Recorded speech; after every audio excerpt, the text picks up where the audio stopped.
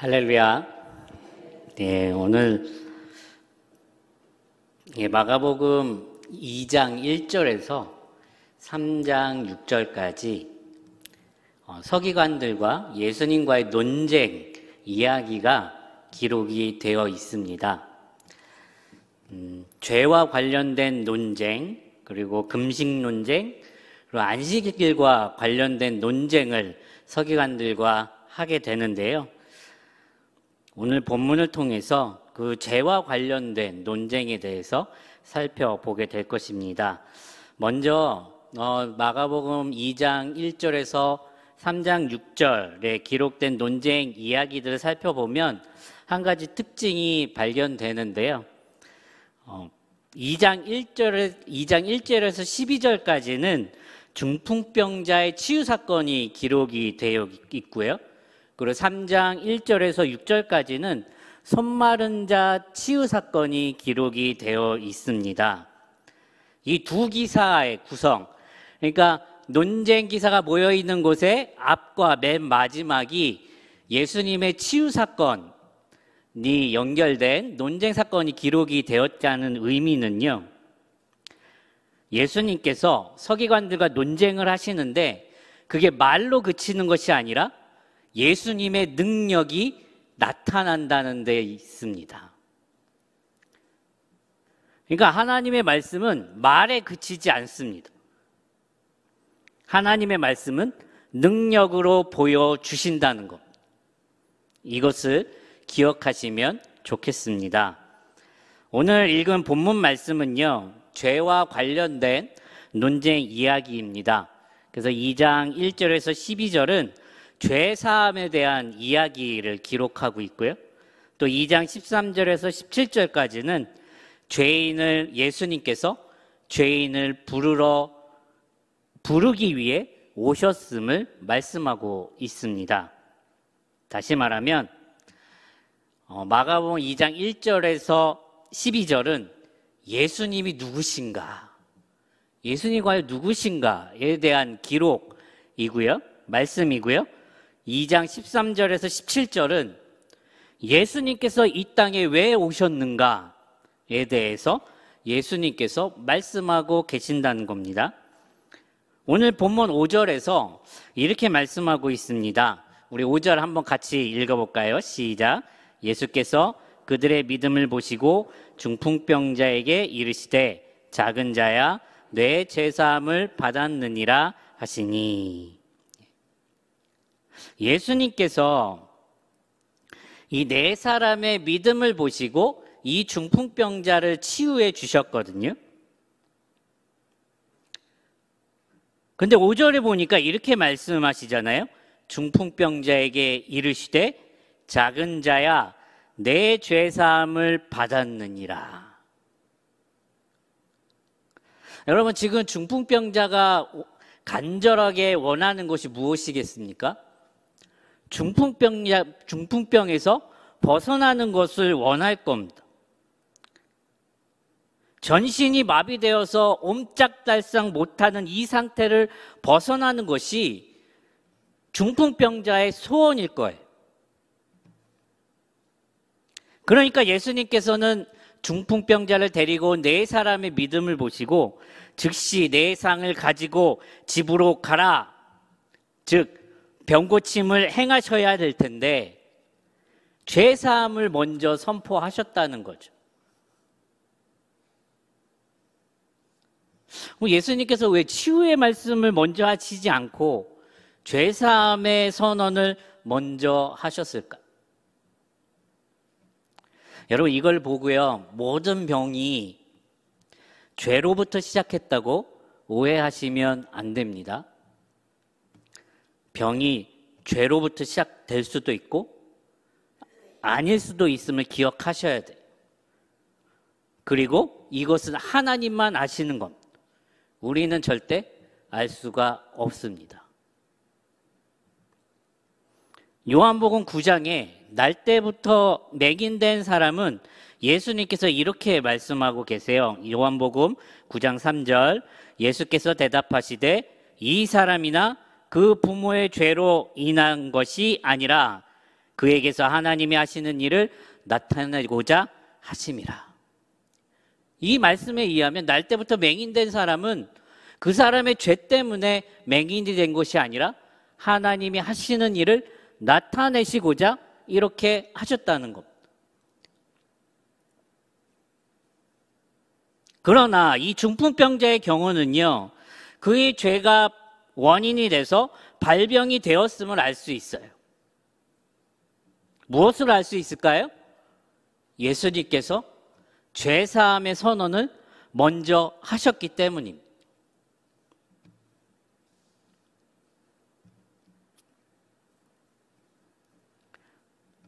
정리하면 질병의 원인을 꼭 그 사람의 죄라고 단정 지을 수는 없다는 것. 하나님의 주권적인 역사에 의해서 생길 수도 있다는 것을 기억하시기 바랍니다. 중요한 것은 죄의 원인으로 발병이 되었든 하나님의 주권적인 역사로 발병이 되었든 예수님만이 우리의 문제를 해결해 주실 수 있다는 것입니다. 이 한 가지는 확실합니다. 어떤 원인으로 병이 생겼든지 간에 그 병을 고쳐주실 수 있으신 분은 오직 예수 그리스도 뿐이라는 것을 기억하시기 바랍니다. 6절에서 7절에서 서기관들이 예수님을 비난합니다. 그러나 대놓고는 하지 못하고 마음속으로 생각만 하고 있는 거예요. 이렇게 기록되고 있습니다. 우리 함께 읽어볼까요? 마가복음 2장 6절 7절 시작.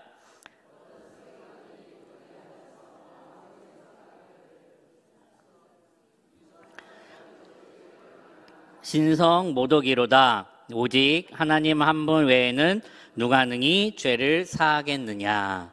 아멘. 예, 서기관들이 맞는 말 하죠. 죄를 사하시는 권세는 오직 하나님 한 분뿐이십니다. 하나님 한 분만 죄를 사하시는 권세가 있으세요. 그런데 서기관들이 모르고 있는 사실이 한 가지 있지요. 마가복음 1장 1절 말씀. 하나님의 아들 예수 그리스도 복음의 시작이라. 예수 그리스도에 대해서 뭐라고 선포하십니까? 하나님의 아들이라고 선포하십니다. 또 마가복음 1장 11절 말씀. 하늘로부터 소리가 나기를 너는 내 사랑하는 아들이라 내가 너를 기뻐하노라 하시니라. 서기관들은 인정하지 않지만 예수 그리스도께서는 하나님의 아들이시라는 것, 즉 하나님이시라는 것, 죄를 사해 주실 수 있는 분, 피와 같이 붉은 죄를 눈과 같이 희게 하실 수 있는 분이 바로 예수 그리스도라는 겁니다. 예수님은 참 하나님이십니다. 참 하나님으로서 성육신 하신 분이십니다. 중풍병자 치유 사건은요, 예수님께서 하나님이심을 만천하에 선언하고 계시는 거예요. 서기관들은요, 예수님을 이렇게 비난하는 거지요. 당신이 하나님입니까? 신성 모독하지 마십시오. 오직 하나님만이 하실 수 있는 이 죄사함의 선언을 하신단 말입니까? 이에 대해서 예수님은 이렇게 선포하시는 거지요. 죄를 사하실 수 있는 하나님이시다 말씀하고 계시는 겁니다. 물론 예수님께서는 명시적으로 자신이 하나님이심을 말씀하지는 않으십니다. 그런데 예수님께서 무엇으로 자신이 하나님이심을 선포하고 계십니까? 중풍병자의 병을 고쳐주심으로 자신이 하나님이심을 증명하고 계십니다. 그러니까 예수님께서 이렇게 말씀하시잖아요. 9절 말씀, 중풍병자에게 내 죄사함을 받았느니라 하는 말과 일어나 내 상을 가지고 걸어가라 하는 말 중에 어느 것이 쉽겠느냐. 서기관들은 내 상을 가지고 집으로 걸어가라 그 말이 더 어렵다고 느꼈을 겁니다. 죄사함이라는 것은 눈에 보이지 않는 사건이지만 병이 고쳐지는 것은 눈으로 보여지는 사건이기 때문이죠. 그리고 예수님께서는 그 중풍병자의 병을 고쳐주십니다. 여러분, 서기관들이 인정을 하든 하지 않든 상관없이 예수님께서는 자신이 죄를 사하시는 권세를 가지신 하나님이심을 선포하셨습니다. 사랑하는 여러분, 예수 그리스도께서는 하나님이십니다. 기독교 신앙의 출발점은요, 바로 이 예수님께서 하나님이심을 선포하는 것부터 시작하는 겁니다. 예수 그리스도는 참 하나님이십니다. 이런 선포를 하시는 여러분 되시기를 간절히 축원합니다. 2장 13절부터 17절은요, 예수님의 제자인 레위를 부르시는 사건이에요. 서두에 말씀 드렸던 대로 예수님께서 이 땅에 왜 오셨는가, 이것을 직접 말씀하시는 본문입니다. 우선 14절에 이렇게 말씀합니다. 우리 함께 14절 말씀 함께 읽겠습니다. 시작. 또 지나가시다가 알페오의 아들 레위가 세간에 앉아있는 것을 보시고 그에게 이르시되 나를 따르라 하시니 일어나 따르니라. 아멘. 마태복음에서의 세리 마태, 이 사람과 동일 인물로 보입니다. 15절을 보면 레위가 예수님의 일행을 식사 자리에 초대했어요. 근데 이 자리에 많은 세리들과 죄인들이 함께 모였습니다. 15절 하반절에 보니까 이는 그러한 사람들이 많이 있어서 예수를 따르미러라, 이렇게 말씀하고 있습니다. 그러니까 모든 세리와 죄인들이 다 모인 것이 아니라 그들 중에 예수님을 따르고자 하는 세리와 죄인들이 그곳에 모여 있는 거예요.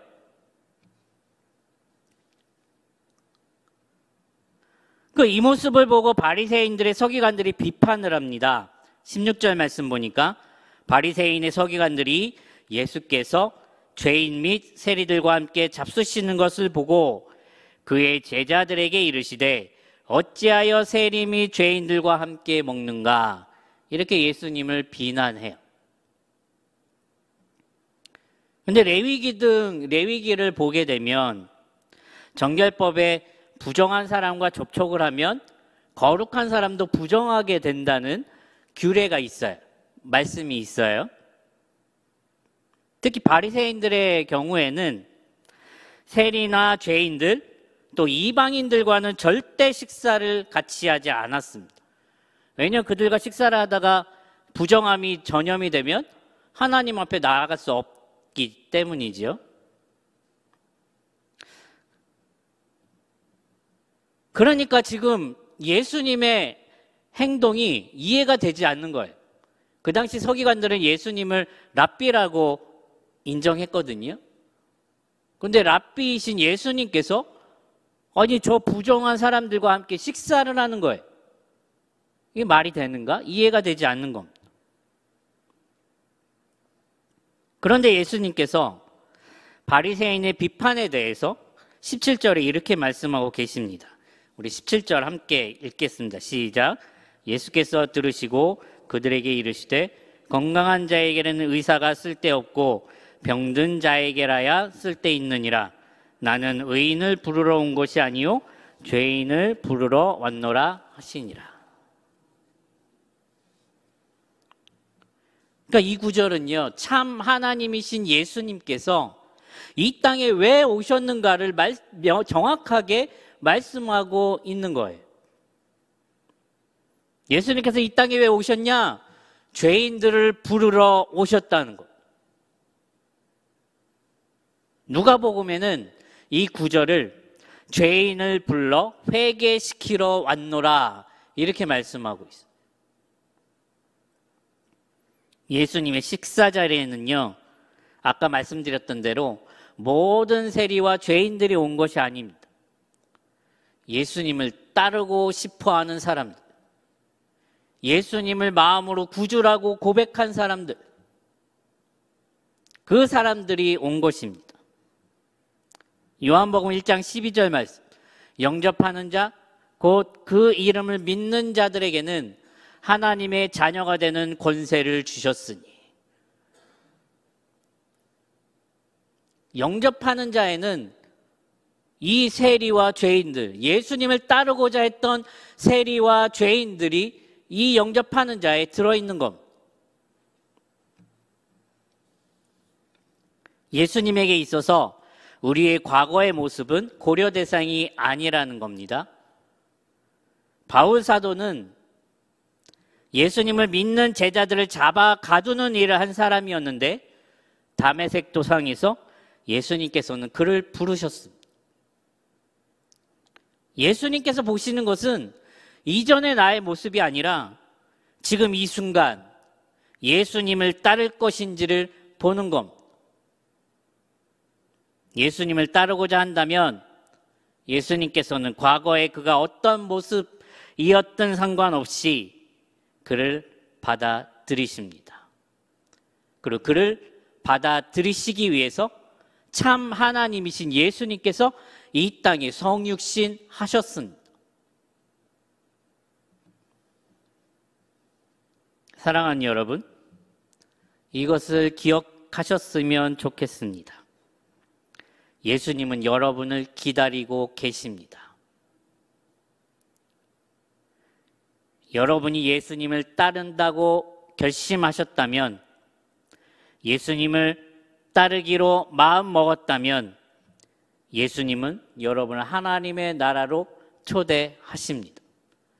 이전에 여러분의 과거는 상관없이 지금 이 순간 내가 예수님을 따를 것인가? 예, 따르겠습니다. 고백하는 모든 사람이라면 예수님은 그들 받아들이실 겁니다. 여러분, 오늘 두 가지 메시지를 선포했습니다. 첫째는 예수님은 참 하나님이시라는 것. 그래서 우리의 죄를 사해 주실 수 있으신 분이시라는 것. 둘째는 우리가 예수님을 따르기로 결심했다면 예수님은 우리를 받아들이신다는 것을 기억하시는 여러분 되시기를 간절히 축원합니다. 기도하겠습니다. 자비하신 하나님 아버지, 예수 그리스도께서는 참 하나님이십니다. 우리의 죄를 사해 주실 수 있는, 피와 같이 붉은 죄를 눈과 같이 희게 만드실 수 있는 참 하나님이심을 고백합니다. 또한 하나님, 예수님께서는 우리를 죄인을 부르러 오셨음을 고백합니다. 우리가 예수님을 따르기로 결심했을 때 예수님께서는 우리를 받아주시고 우리를 하나님의 나라로 초대하시는 분이심을 믿습니다. 하나님, 그 믿음 가운데 우리가 서게 하여 주시옵소서. 예수님의 이름으로 기도드리옵나이다. 아멘.